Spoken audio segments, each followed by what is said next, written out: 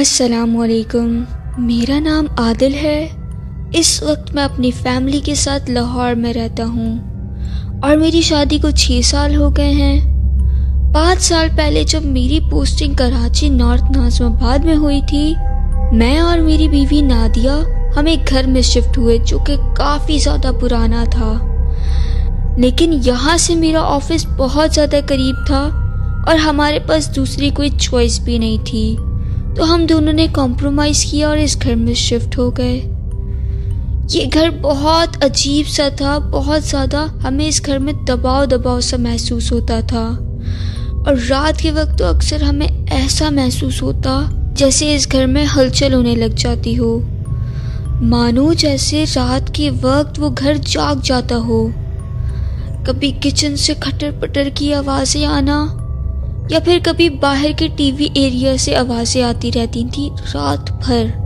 کافی دن ایسے ہی گزر گئے۔ ایک دن مجھے میری بیوی نادیہ نے کہا، عادل آج گھر میں نہیں رہوں گی، آپ جب جاب پہ جائیں تو مجھے پہلے خالہ کی طرف چھوڑ جانا اور آتے وقت واپسی میں لے لینا۔ اس کی خالہ پاس ہی رہتی تھی۔ میں نے پوچھا کہ سب خیر ہے نا؟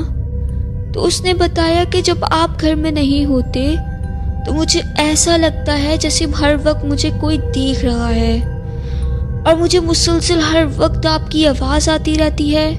گھر میں الگ الگ جگہوں پہ آپ کی موجودگی فیل ہوتی ہے۔ میں نے اس کی یہ بات مذاق میں اڑاتے ہوئے کہا کہ تم مجھے اتنا یاد نہیں کیا کرو نا۔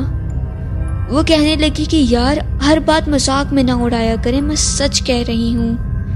میں نے کہا اچھا ٹھیک ہے، اب تو میں خالہ کی طرف چھوڑ آتا ہوں۔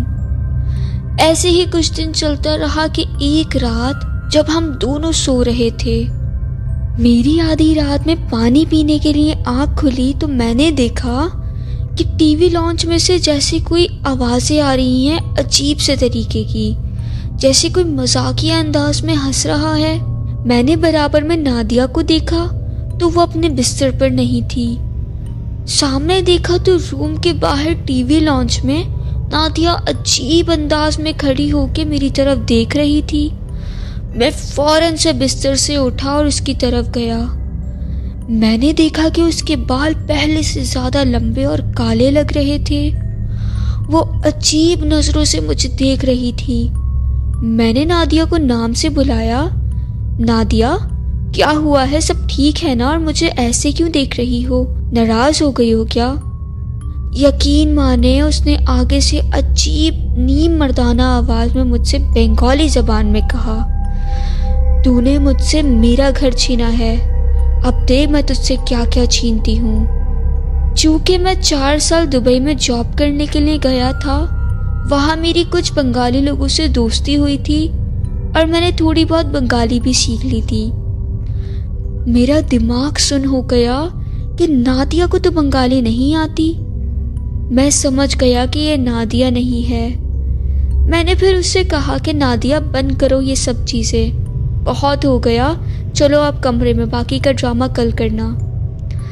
لیکن اس نے مجھے نظر انداز کیا اور ٹی وی لانچ میں بیٹھ کر ہی رفع حاجت کرنے لگ گئی۔ میں نے اس سے غصے میں کہا، یہ کیا بیہودگی ہے، دماغ تو ٹھیک ہے تمہارا؟ پھر وہ اٹھ کر دروازے کی طرف چلنا شروع ہو گئی۔ میں نے اس کا ہاتھ پکڑ لیا اور کہا کہ کدھر جا رہی ہو؟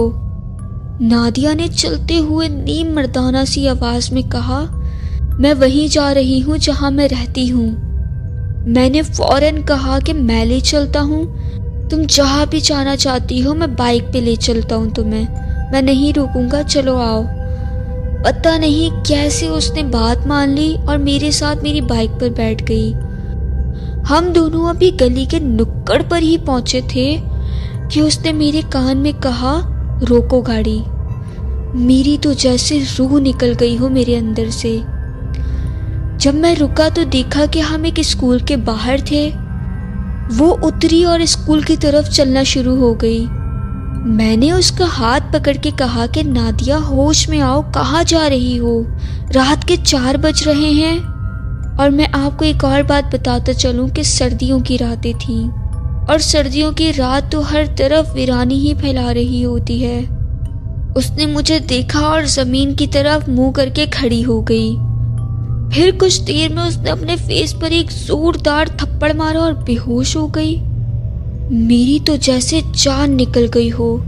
میں نے فوراً اسے اٹھایا اور گھر کی طرف چلا آیا۔ میں ابھی گھر کی طرف جا ہی رہا تھا کہ ہمارے مسجد کے امام صاحب، جن کا نام سید آصف تھا، وہ آ رہے تھے۔ مجھے دیکھ کر رک گئے۔ نادیہ بے ہوش تھی تو انہوں نے مجھ سے پوچھا کہ عادل بھائی کیا ہوا ہے؟ اس وقت کیوں باہر ہو؟ اب بھابھی کو کیا ہو گیا ہے؟ مجھے کچھ بھی سمجھ نہیں آ رہا تھا۔ میں ان کو بنا جواب دیے گھر آ گیا نادیہ کو لے کر۔ اتنے میں فجر کی اذانیں ہو گئیں اور مجھے تھوڑا سکون ہوا۔ اگلے دن نادیہ کو بہت تیز بخار چڑھ گیا تھا۔ اتنی زیادہ اس کو کمزوری ہو رہی تھی کہ وہ چل بھی نہیں پا رہی تھی۔ میں نے رات کے بارے میں اس سے کچھ بھی پوچھنا مناسب نہیں سمجھا۔ ایک دو دن کے بعد جب اس کی طبیعت بہتر ہوئی تو میں نے اس سے پوچھا کہ اس رات تمہیں کیا ہوا تھا؟ اس نے مجھے کپکپاتی ہوئی آواز میں کہا، عادل، میں رات واش روم جانے کے لیے اٹھی تھی تو پتہ نہیں میں نے روم سے باہر کی ونڈو میں دیکھا تو وہ کھلی ہوئی تھی۔ جب میں اس ونڈو کو بند کرنے کے لیے اس کے پاس گئی اور میں نے نیچے جھانکا تو گلی میں ایک لال رنگ کے لباس میں خواجہ سرا کھڑا تھا، جو عجیب انداز میں ہنس رہا تھا اور اوپر کی طرف ہی دیکھے جا رہا تھا۔ نادیہ کی یہ بات سن کے مجھے وہ نیم مردانہ آواز یاد آ گئی، جو کہ نہ کسی عورت کی لگ رہی تھی اور نہ ہی کسی مرد کی۔ نادیہ نے مجھے مزید بتایا کہ جیسے ہی میں نے اس کو دیکھا تو اس کے بعد مجھے پتہ نہیں کیا ہوا، مجھے کوئی ہوش نہیں رہا۔ لیکن جب میں اسکول کے پاس کھڑی تھی تو اس خواجہ سرا نے میرے سامنے کھڑے ہو کے مجھے کہا کہ شکر کرو تمہارا شوہر تمہارے ساتھ ہے اور وہ تمہارا پیچھا نہیں چھوڑ رہا، ورنہ تمہاری سوچ ہے میں تمہارا کیا حشر کرتا۔ اور یہ کہہ کر اس نے میرے منہ پر ایک زوردار تھپڑ مارا اور عجیب زبان میں مجھے گالیاں دینے لگا۔ ایسا کچھ بولتے ہوئے اسکول میں چھلانگ لگا کر غائب ہو گیا۔ اس کے بعد مجھے کچھ بھی یاد نہیں عادل۔ یہ سب سن کے میرے ذہن میں آیا کہ نادیہ اکثر کہتی تھی کہ اسے گھر میں میری آواز آتی ہے۔ ایسا اکثر محسوس ہوتا ہے کہ میں گھر میں ہوں، مطلب وہ سب سچ تھا جو وہ کہتی تھی۔ اگلی صبح امام صاحب میرے بلائے بغیر خود ہی میرے گھر میں آ گئے اور مجھ سے سارا معاملہ پوچھا۔ میرے بتانے پر انہوں نے کہا کہ عادل میاں، جتنی جلدی ہو سکے یہ مکان خالی کر دو، کیونکہ اس مکان میں اس چیز کا بصیرہ تھا، لیکن آپ کے آنے سے اس کو مسئلے ہو رہے ہیں اور اسی لیے وہ آپ کو نقصان دینا چاہ رہی ہے۔ میں نے اگلے ہی ویک اپنا گھر شفٹ کر لیا اور ہم عائشہ منزل شفٹ ہو گئے، اور اس کے بعد کچھ ٹائم بعد ہم لاہور آ گئے۔ لیکن جب ہم اس گھر سے جا رہے تھے، جب میں نے گھر کو تالا لگایا تو مجھے نادیہ نے بتایا کہ اس نے اوپر والے باتھ روم کی ونڈو میں اسی خواجہ سرا کو کھڑا دیکھا ہے۔ اب اللہ ہی جانتا ہے کہ وہ وہی خواجہ سرا تھا یا کوئی اور چیز تھی۔ اللہ کا شکر ہے اس کے بعد نادیہ کو کوئی مسئلہ نہیں ہوا، وہ بھی بالکل ٹھیک ہے اور ہم لوگ بالکل خوشحال زندگی گزار رہے ہیں، اور اللہ کے کرم سے ہمارے 2 بچے ہیں اور اب ہم دونوں 5 وقت کے نماز کے پابند ہیں۔ اللہ پاک سب کو اپنی حفظ و امان میں رکھے، آمین، اور ہر بری آفت سے محفوظ رکھے۔ اللہ حافظ۔